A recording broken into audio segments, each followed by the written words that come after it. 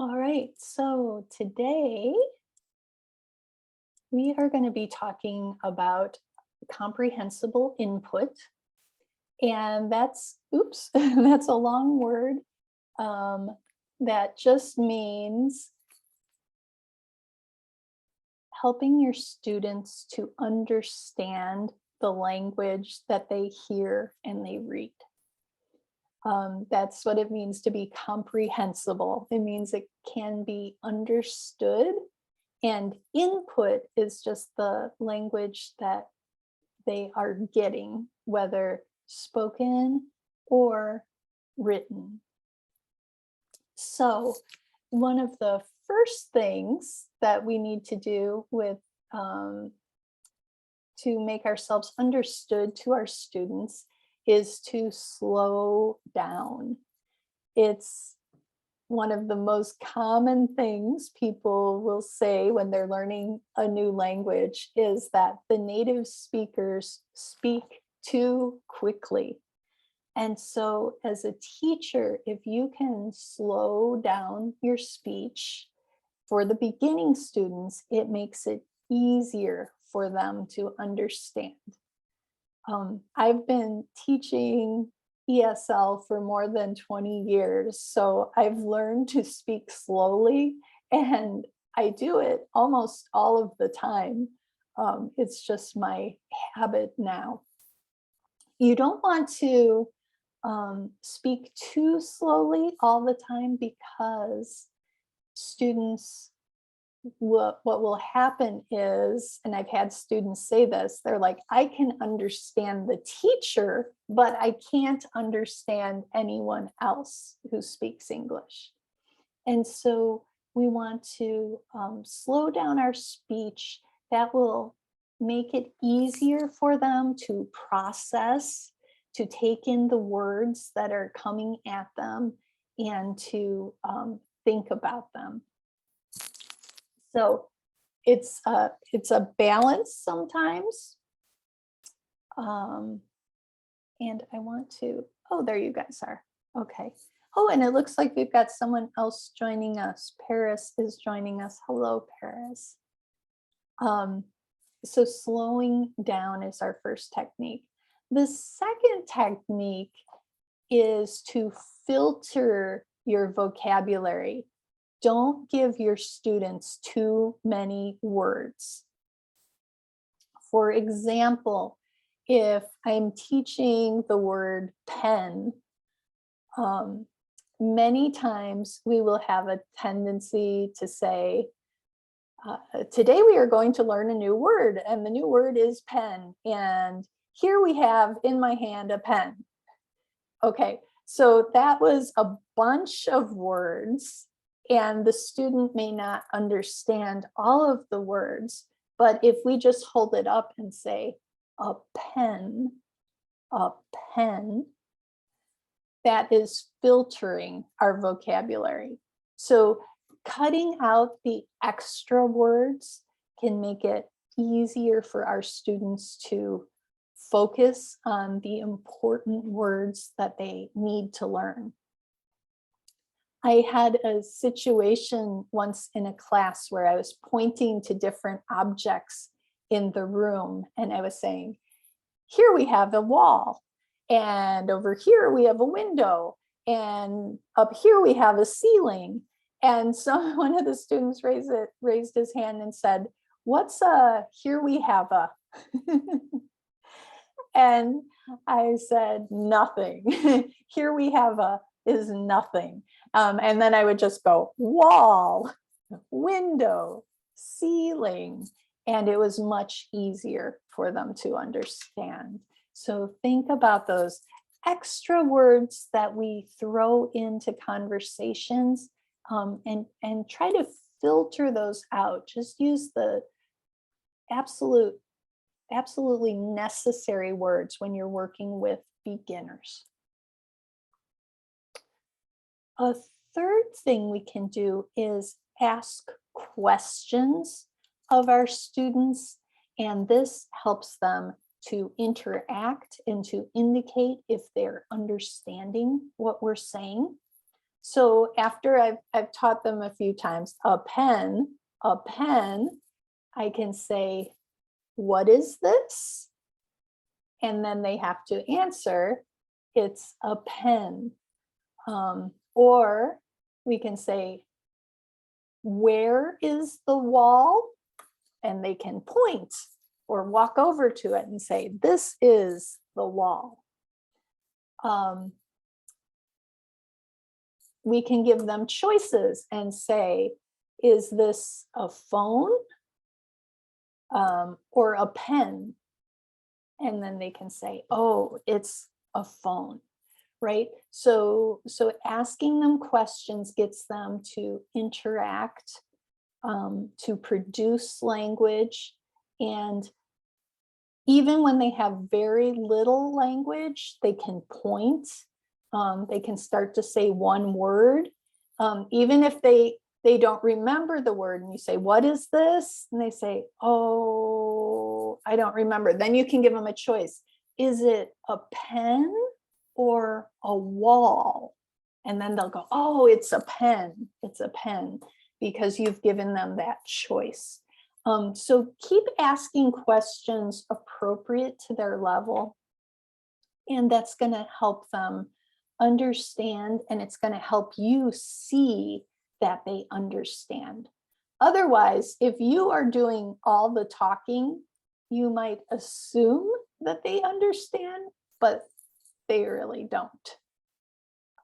Because many times, even if people don't understand, they will smile and nod, and you think, okay, they've got it. And then you ask them a question, you realize, no, they don't.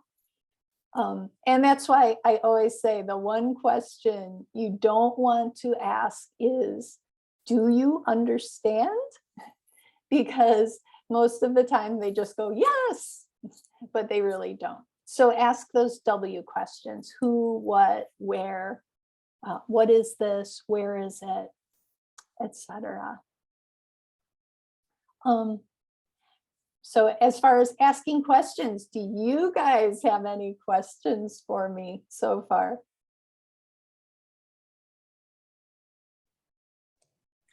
No questions yet. I totally get the lesson though, as in like this is a really good lesson for me, because with my Ukrainian refugees, they they had some words, but yeah, it's definitely, there's a limited amount I can say, and and everything. And so it's been very helpful to to work with them, and to for this lesson here. Some of them using, some of them not. So thank you for the clarification, but no questions. Okay. No question. Okay. Yes, some student is when we are asking, do you understand? Just they say yes, and then when we are asking again, some no, they don't know that kinds of thing. Also, yes, it is. Yeah. Well, thank you. Oops, I keep going backwards. Let me go back there. Yeah, thank you for those comments. All right, now the next thing we have. Oh, and let me talk about also. It's not on this chart, I don't think, but translation. So once in a while, it can be helpful to translate. When you've tried some of these other techniques and they're not getting it, we can use Google Translate, or they can use a bilingual dictionary to look up a word. But we don't want to rely all the time on translating, because what can happen is, I learned this from a mistake I made for a long time. When the students know that you're going to translate everything for them, they stop paying attention to your English and they just wait for the translation. So I used to do that when I would have classes where all the students spoke Spanish. and I spoke Spanish, I would, I would say, this is a wall, pared in Spanish. And they would write it down. They would write down every word in Spanish, but then they really were not retaining the English words at all, because they tuned out. They knew, okay, she's going to say it in English a couple times, but then she'll say it in Spanish and I'll understand. So we do need to do it occasionally. We don't want to overdo it. The fourth thing we're going to look at is repetition. So if we repeat the information a few times, they are more likely to get it. If we say it once and they don't understand it, try saying it again a little bit slower. You can also try saying it in a slightly different way, using a little bit different words and adding some of these other things to it, like gestures or facial expressions or objects. But repetition really helps a lot. I know when someone's speaking Spanish to me quickly, I often have to say, please repeat. And then when they repeat it the second time, I got it. But that first time it can go by so quickly, and you're not quite sure. Repeating gives them another chance to understand. All right. Gesturing is a really good way to communicate as well. If we use our hands, we can point to things, we can indicate.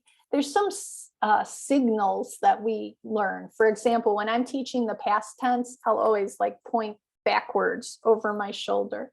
And when I'm teaching the future tense, I'll point forward in front of me. I can also make gestures when I want my students to speak. I'll say a pen, a pen. So I speak and you speak. I speak and you speak.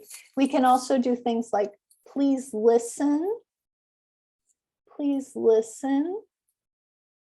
And, please repeat. It doesn't really matter what gestures you use, as long as you do them consistently and your students start to know what they mean. But using your body to communicate, and even movement, is going to help them a lot. So if you normally speak with your hands down at your side, get in the habit of using your hands a little bit more and using your body language. I remember I had one student from Bosnia, and she was an older woman, and she barely knew any English. She knew 10 words in English, but she was so animated and so good with gestures that she would be able to tell the class stories, and we would all be laughing so hard. She told us a story once about how the police pulled her over as she was driving to work, but just with barely any language, she was like, I drive, I see, woo, woo, woo, woo, woo, I scared, I stop, man come, just with barely any words, but she acted it out. We could understand the whole thing. And so as you get more comfortable with using gestures and sounds, you can tell stories that your students will understand, even if they don't understand every word. So that brings us to the next one, which is sound effects. Many times when we're learning words, if we learn siren, a siren, I can show kind of the siren goes woo, woo, woo, and there's a light flashing. So I'll kind of do a gesture and a sound with that. Or You know, if we're learning the names of different animals, we can make those animal sounds, or even, you know, a car, vroom, vroom, those kind of things. So feel free to use sound effects that you make with your voice. You can even play recordings, right? So you could play a recording of a bird song and say, what is this? This is a bird. But engaging all of the senses can really help them learn and retain information. And this goes along with the next one, making facial expressions. So you can use exaggerated facial expressions to show, you know, you're happy, you're sad, you're surprised. And those go a long way towards communicating the tone of a story, like when we're reading a Bible story and something sad is happening or something scary is happening, they can pick up those emotions from our face. Again, I'll stop. Do you guys have any questions or comments here? And have you used any of these?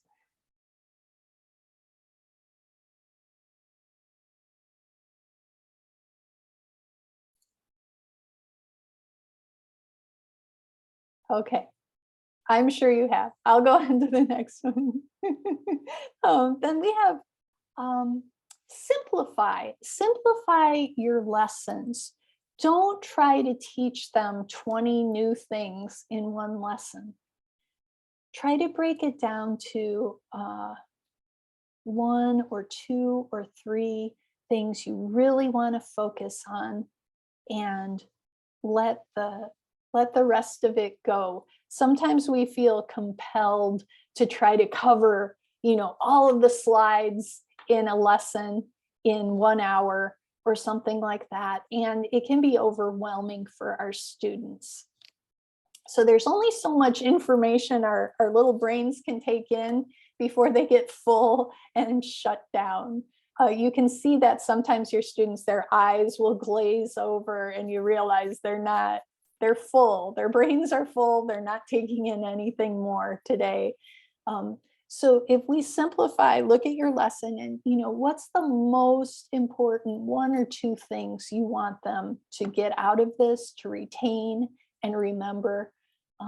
Just focus on that. Break down the content into smaller bites for them to take in. And then in the bottom row, the first one we have is illustrate. I like to make, if I have a whiteboard, I'll make drawings on the board.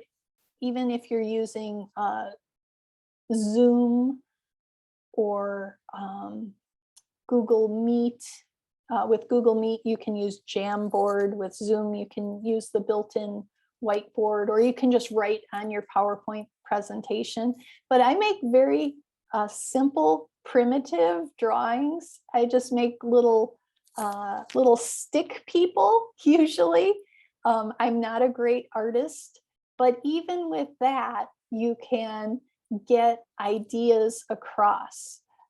So, you know, if somebody asks, what is, you know, we see a word, well, what is a bridge? You know, I can draw just a simple little, show running water underneath and a little bridge going over it and say, that's a bridge.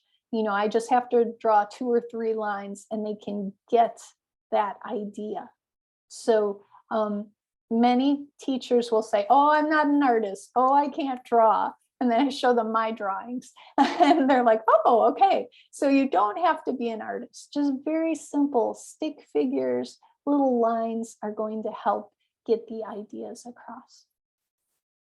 And even better is using props if you have them. And so we recommend, before you teach your lesson, take a look in the teacher's notes. It'll give you some suggestions of items you can bring in. So if you're teaching the lesson on clothing and colors. You can bring in, you know, different colored socks or t-shirts. You can bring in a box of crayons or colored pencils, so that you have those props to show them. It's always really nice when we can use real objects. You can also do things like, you know, dressing up. Sometimes students enjoy when we do the conversations, A and B. We can use like hats or different hats or wigs or mustaches to indicate that they are two different people. And depending on your class, some really get into it, acting out the different parts of the conversation. When we do role plays, like we have a doctor and a patient, we might have one person wearing a white jacket to represent the doctor, and the patient has a Band-Aid on their hand, a bandage on their hand to represent that they are the patient. So that can make the learning more fun and a little more realistic. Another technique is to contrast meaning using opposites. So whenever you teach something that has an opposite, we try to introduce the opposites together. So if we're learning things like big and small, or tall and short, or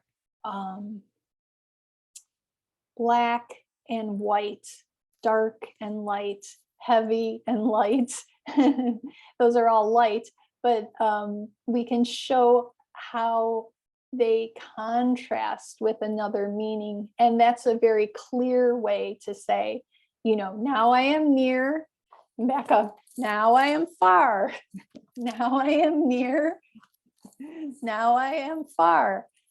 So teaching those words in pairs is very effective.